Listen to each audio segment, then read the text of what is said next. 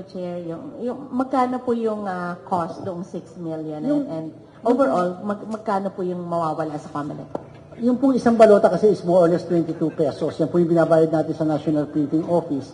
Siyempre po, hindi pa, may mga kasamang papel, yung ink, at siyempre napakadami po namin, daan po yung tao namin doon sa National Printing Office.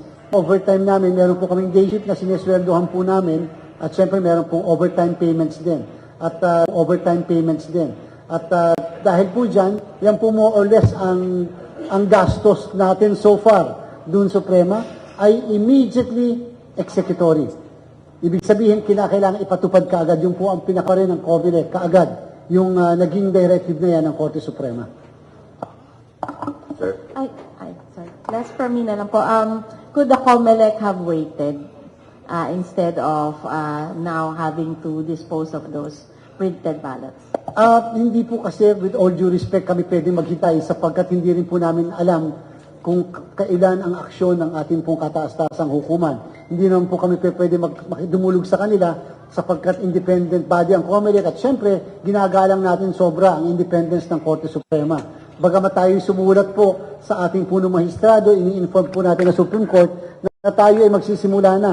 Ilang araw bago magsimula ang printing, in-inform po natin sila na magsisimula na tayo ng printing ng balota. Kasi po kung paano kung nakakadalwa, 3 linggo na, matapos makapunta sa Korte Suprema yung mga petitioners, tapos wala pang aksyon, halimbawa po ang Korte Suprema, naghihintay po kami for life sa pag-iimprenta ng balota. Hindi po pwede mangyari yon. We have to comply with the timeline na meron ng COMELEC, susundin po natin. At dapat lang po, maayos lang po yung aming pong contingency measure. Dapat naging maayos lang na kung sakaling ito mangyari, ano ang gagawin natin? Sir, Michael Rogo from Radyo Pilipinas. Sir, sabi po ninyo aabot na po sa 6 na milyong balota. Paano po yung gastos ng mga politiko rin naman? Sa side po nila ng mga politiko, paano po yun?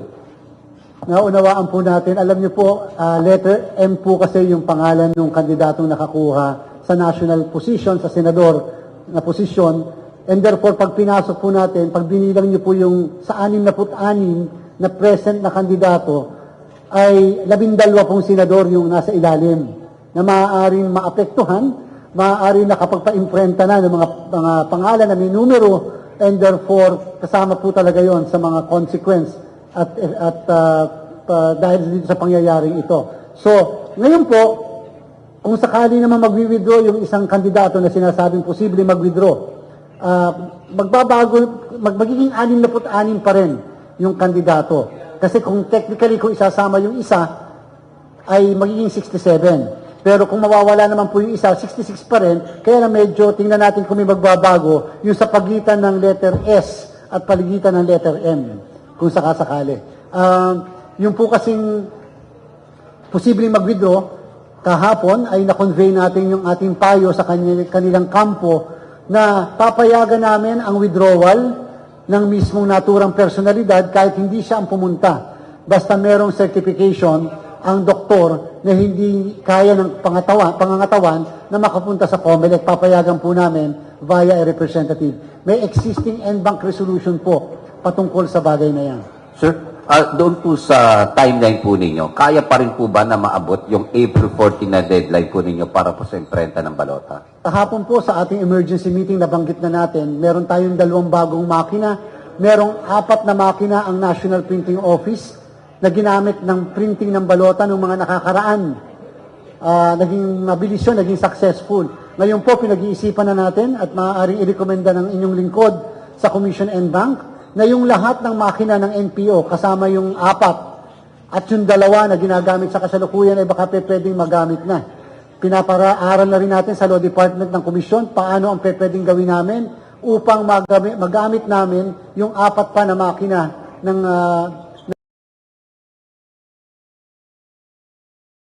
Kaya po halos 2 linggo ang nawala sa amin dahil sa magpapakusiro tayo sa pag-imprenta ng balota.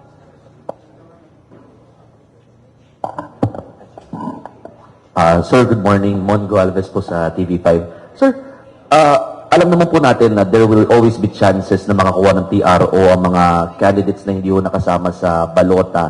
wala ho bang mechanism ang COMELEC na mas madali sana sa inyo na magdagdag ng certain candidate? For example, yung binabanggit nyo nga po sa EMS, just to explain lang and just to make it on record lang po.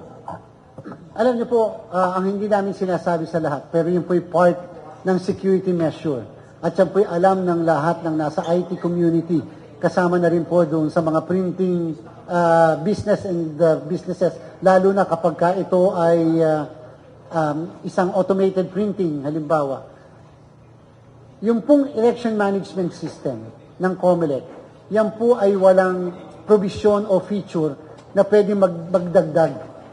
Yan po talaga ay nilalagay at hindi po namin nire-reveal yun upang hindi ma-impluensyahan ang magiging ruling ng ating Korte Suprema. Baka sabihin, nagpe-pressure po ang COMELEC. Pero ang katotohanan po, hindi pwede madagdagan para po hindi yung kung sino ang gusto magpalagay, magpabago ng pangalan, magpabago ng political party, o kaya dahil may pending case paalis. Parang importante po, final na po yung listahan na yung kaya po ginawa namin ang ballot phase. Ngayon po, dahil nga po sa nag-issue ang Korte Suprema ng TRO, babaguhin po namin yung election management system at this time po, lalagyan namin ng feature na pwede magdagdag at maglagay. Yun po yung implikasyon ng gagawin namin sa election management system. And therefore, sana maunawaan po natin bakit isang tabi natin yung existing na election management system. Hindi pwede siyang magdagdag. Paano po? So ngayon, sir, dahil idadagdag nyo na ho siya, just in case magkaroon na naman ng another set ng mga TRO, it will be easier for you. Hindi na magkakaroon ng question na, baka mabago na naman ho. Yung pagdadagdag ngayon, sa susunod, maaari hindi na ganun problema. Maaari. Pero paano kung nagpasimula na muli kami ng pag-iimprenta ng balota? Pag po nagpa-imprenta muli kami ng balota, tapos po may dumating muli na panibago pong directive, at hindi po ito pag-pressure sa ating Korte Suprema, with all due respect. Uulitin po muli, kung lalo pat ang posisyon na involved ay national position. So back to zero po ulit kami. Lagi kami back to zero ng back to zero kung meron muli na makukuhang temporary restraining order upang magdagdag ng pangalan sa ating pong balota. So again, the rule always is comply, follow the directive of the Supreme Court.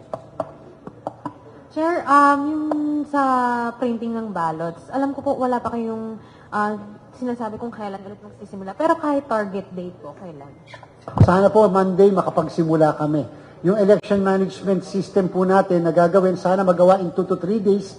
Pagkatapos meron po tayong gagawin din dahil bagong EMS, magkakaroon po ng, lahat po ng ballot phases ay babaguhin at magkakaroon po ng serialization, isi-serialize po yon. Hindi po ganun kadali yung bawat yung ginagawang proseso na yon. Wala na pong tulugan muna dito sa commission, lalo na po yung mga in-charge namin sa Information and Technology Department.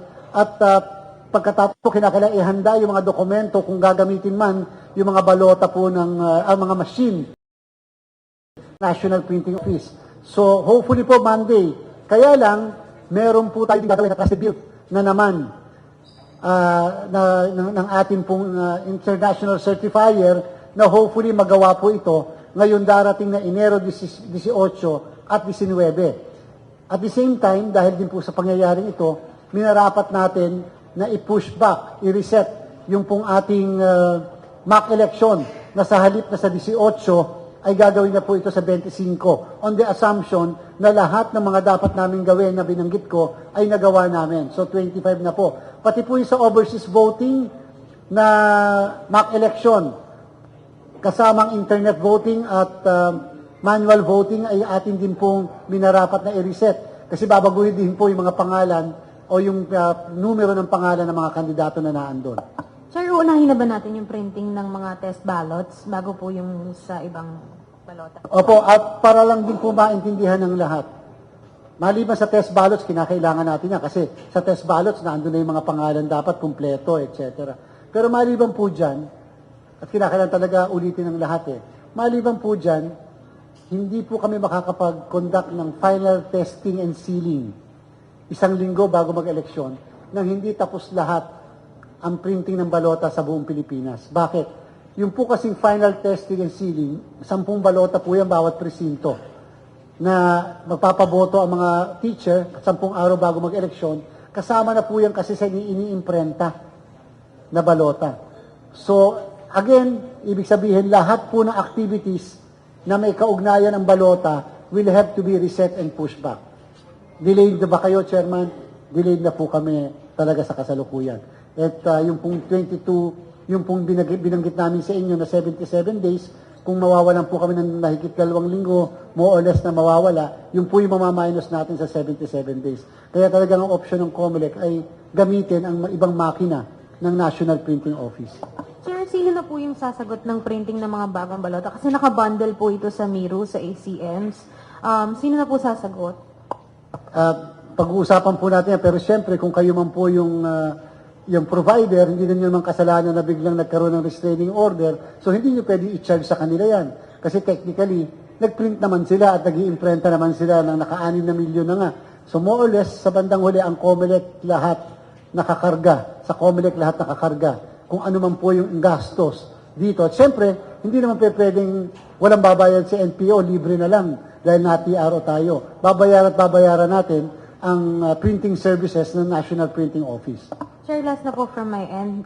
Siguro yung pagsisiguro lang sa taong bayan na hindi apektado dito yung mismong araw ng halalan. Ay, ang araw po ng halalan ay sa Mayo 12. Ito pong taon na ito.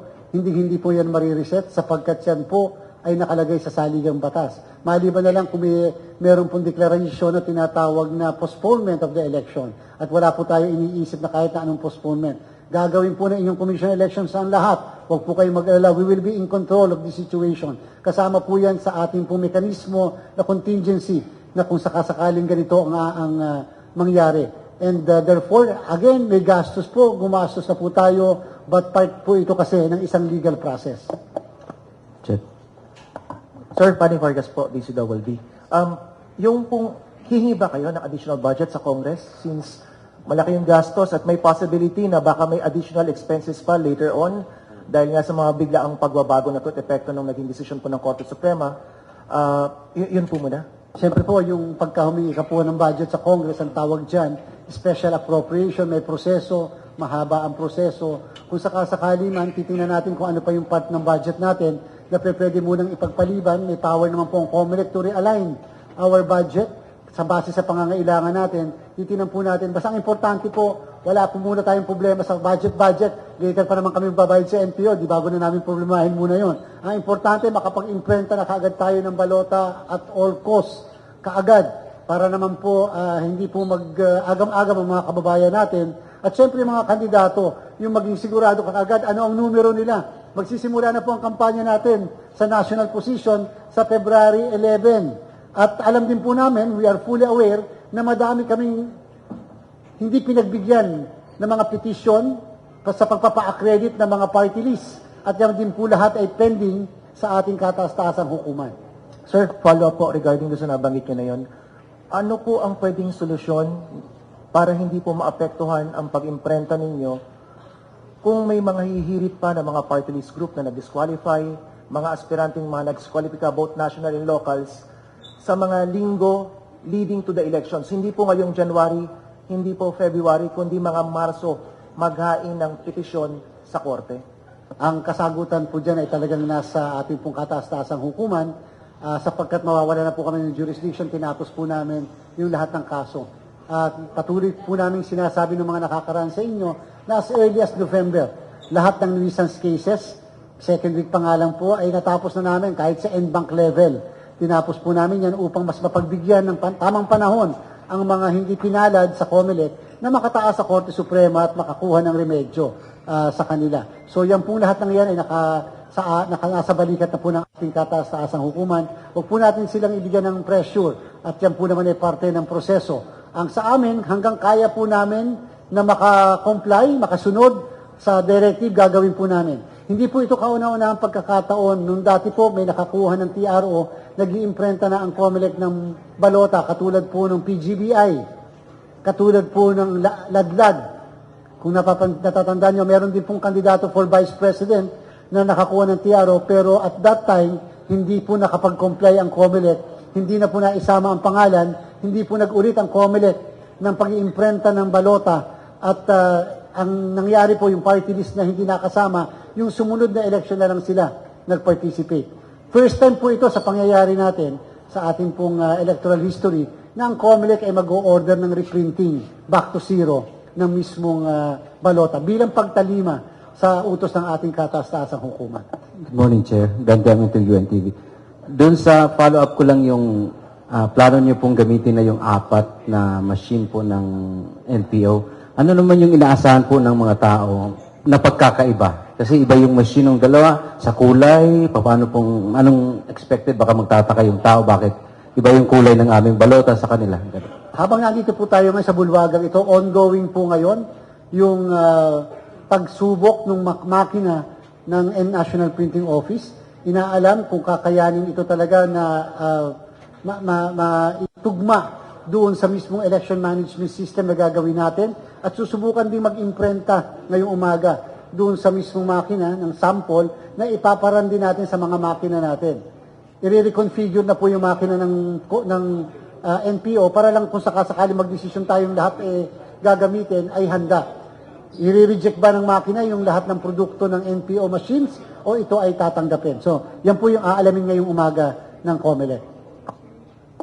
Chair, halimbawa, without prejudice po sa magiging action po ng korte, ano po yung timeline nyo na talagang masasabi yung sagad na? Dito na talaga kailangan na mag-print ng ballots po kung sakasakaling may mga ganong nangyayari. Sana ito na lang ang una at huli na ang COMELEC ay mag-iimprenta ng balota. Again, with all due respect sa ating kataas-taasang hukuman, again, kami po ay walang anumang intensyon na mag-pressure o magbigay ng diin. Ang amin lang po talagang napaka-tight na po ng schedule. Sana po ito na lang ang huli at una. At kung sakali bang po may susunod, again, the COMELEC will find ways pero yung po kasing find ways na yon ay limitado sa panahon. Sir, pagkulay na lang po. Parang pinag-iba na lang po kung sakaling na TRO kayo, ano naman, manual election as compared dito po sa automated election. Ano pong pinag-iba pagdating sa printing? Wala pong problema sa manual. Kasi wala kang babaguhin balota doon Wala kang babaguhin printing ng balota. Pag sinabing isama yung pangalan ng kandidatong ito, sa listahan lang namin sasama yun Yung sa listahan lang. Iba po ang automated election. Talaga pong yun ang dahilan kung bakit meron kang 1 year preparatory before the election. Hindi po ba napansin nyo, as early as 2024, naghahanda na tayo para sa election ng 2028. Sa 2025. Sa 2028, as early as 2027, maghahanda na rin kaagad tayo. Kasi nga po, automated tayo na halala. So magkaiba po ang preparasyon sa automated at saka po sa manual na halala. Chair, hirit ko lang daw. Worst scenario, would the COMELEC resort to manual election? Pinaka-worst ng... Ay, hindi po. Non-negotiable po. We will proceed with the automated election. Yan po ang batas natin. Wala pong intensyon ng inyong komisyon na i-violate ang ating batas, na sumuway sa Korte Suprema. We will always be the good guy, simply because that is our commitment to our democracy. Patricia Lopez po from IDC 13. It was mentioned earlier po na yung tungkol sa budget, pwede nating realign sa ibang mga bagay. Gaano po ba katindi maapektuhan yung budget natin na allocated for PSKE? Kasi yun naman na yung next. Tatandaan po ng lahat na kami po ay nabawasan ng 14 billion pesos. Dito pong na-approve na budget, 14B po yun. 11 billion sa barangay NSK, so wala pa po tayong problema doon. Later pa po natin yan aasikasuhin. Pero nabawasan po kami ng 3 billion para sa national and local elections. Yung pong 3 billion na yan, ang involved po dyan ay yung training ng mga guro natin. And therefore, gumawa po kami ng paraan para yung iba namin dapat na proyekto o programa, dito na lang namin ilalaan para sa amin pong training ng mga teachers at mga personnel ng Philippine National Police. Nangangahulugan, kung meron pong ibang item na magkakaroon at makukompromiso, kakailanganin naman po namin kumuha doon sa ibang items pa na existing po sa amin. The COMELEC can realign budget. Nasa kapangyarihan po namin yon. But of course, yung realignment, hindi pa pwede masacrifice, lalo na po yung eleksyon na darating sa atin. Tandaan po natin, ang lagi natin pinaghahandaan at laging paulit-ulit namin na ine-emphasize Bangsamoro parliamentary election. Special po ito kasi first time tayo magkakaroon ng eleksyon sa Bangsamoro. Chair, matanong ko lang po, may inaasahan na po ba tayong date na ilalabas yung bagong ballot face template? Kung napansin po ninyo, pag tingnan ninyo website ng COMELEC, burado na po ang lahat ng ballot faces ng buong lahat ng regions upang hindi malito ang mga kababayan natin, upang hindi mag-create ng impresyon na ganito o ganyan. At asahan niyo po na ang ballot faces baka mailabas namin after noong EMS, after ng mga lahat, baka hanggang Lunes o Martes ay mailalabas. Kung magpiprint tayo ng balota, bago mag-print, dapat na andyan. Kung printing natin ni Lunes, dapat either sa Linggo o Lunes, available na ang ballot faces. So once na nakita po ninyo lahat ng mga kandidato, partido politikal, ng lahat ng mga kababayan natin yung ballot faces sa ating muling website, i-announce po natin yun at yung po ay hudyat na ang COMELEC ay handa na muli mag-imprenta ng balota. Chair, pahabol lang na question. For the record as well, what's the next step for the Commission on Election pagkatapos nga po nito? Sa preparation, sa timeline, and everything sa election po. Yung pong ating mga pagte-train ng ating mga guro, kasi ngayong darating na Pebrero, simula na po ng training ng ating lahat ng guro sa buong Pilipinas, yung ating pong mga DESO, yung mga principal, kasama na rin po yung mga support staff. Halos 1 milyon lahat yun na iti-train sa iba't ibang parte ng ating bansa. Yan po, masidihin na po namin pinaghahandaan yan. At siyempre, patuloy pa rin po yung aming pong monitoring sa ating mga checkpoints na nakaka-80 na ng mga weapons na nakukumpiskat, halos 33 as of kagabi na mga naaaresto na violators sa checkpoint at saka sa gun ban. So patuloy pa rin po yan sapagkat dyan po nakadepende yung gagawin nating pagre-review ng ating pong mga categorization, whether green, yellow, orange, or red. Magkakaroon po muli tayo ng updating sa mga susunod. So yan po yung mga pinaghahandaan natin. Lalo na rin po ang pag-iimprenta, sisimulan po rin namin ang pag-iimprenta ng voters information sheet. 4 na pahina po yan bawat isang botante. Ano po yung voters information sheet? Lahat po ng mga kababayan natin ay makakatanggap at least man lang 1 buwan bago mag-eleksyon. Naandyan yung listahan ng mga kandidato sa national at local nila, saan sila boboto, anong pangalan ng elementary school, ano yung presinto nila, at mga iba pang paalala ng COMELEC. Yan po ay voters information sheet na kinakailangan ng imprenta ng COMELEC dahil buong 68 million po na VIS yan na dapat matapos bago magsimula ang Marso.